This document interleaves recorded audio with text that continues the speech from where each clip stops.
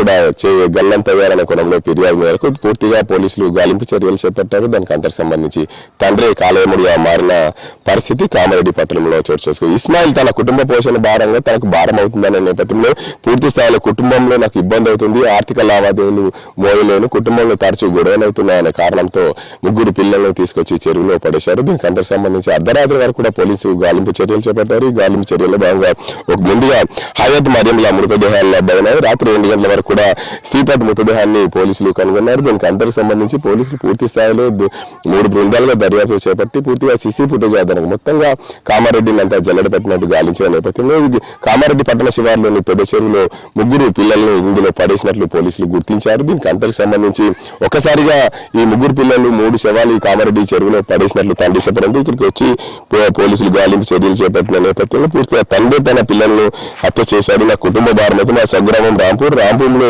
నివాసం ఉండలేక ఇక్కడ వచ్చి కామారెడ్డి పట్టణంలో ఆర్టీ నగర్ లో నివాసం ఉంటున్నారు. దీనికి అంతకు సంబంధించి నివాసం ఉంటున్న నేపథ్యంలో కుటుంబ పోషణ భారమైంది. దానివల్ల ఆటో నడపడం వల్ల ఇబ్బంది. ఒక కంప్లైంట్ వచ్చింది, 2 తల్లిదండ్రులు వచ్చి వాళ్ళ పిల్లలు 3 మిస్ అయ్యారు, నిన్న మార్నింగ్ 10 నుంచి మిస్ అయ్యారు అని చెప్పేసి కంప్లైంట్ ఇచ్చారు.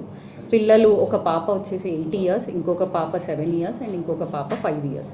సో వీళ్ళు 3 పొద్దున 10 నుంచి కనపడట్లేదు అని కంప్లైంట్ ఇచ్చారు. సో ఇమీడియట్గా ఎస్పీ సార్ రాజేష్ చంద్ర సార్ ఆర్డర్స్ ప్రకారం ఒక 5 డిఫరెంట్ టీమ్స్ని ఏర్పాటు చేయడం జరిగింది. అండ్ ఆ ఆర్బీ నగర్ చుట్టుపక్కల ఏరియాస్ అన్నీ ఎంక్వైరీ చేయడం జరిగింది. అండ్ డిఫరెంట్ వాట్సాప్ గ్రూప్స్లో కూడా ఆ పిల్లల ఫొటోస్ అవి సర్క్యులేట్ చేసాం సో దట్ దొరుకుతారని. అండ్ ఫర్దర్గా వాళ్ళ ఫాదర్ని ఇంట్రాగేట్ చేస్తే లాస్ట్ పిల్లలు ఎక్కడ కనపడ్డారు అని ఇంట్రాగేట్ చేస్తే ఆ పిల్లల్ని 3 వాళ్ళ ఫాదర్ ఆటో నడుపుతూ ఉంటాడు, ఆ పిల్లలు 3 ఆటోలో దగ్గరలో ఫాస్ట్ ఫుడ్ సెంటర్కి తీసుకెళ్ళాను అని చెప్పేసి చెప్తాడు.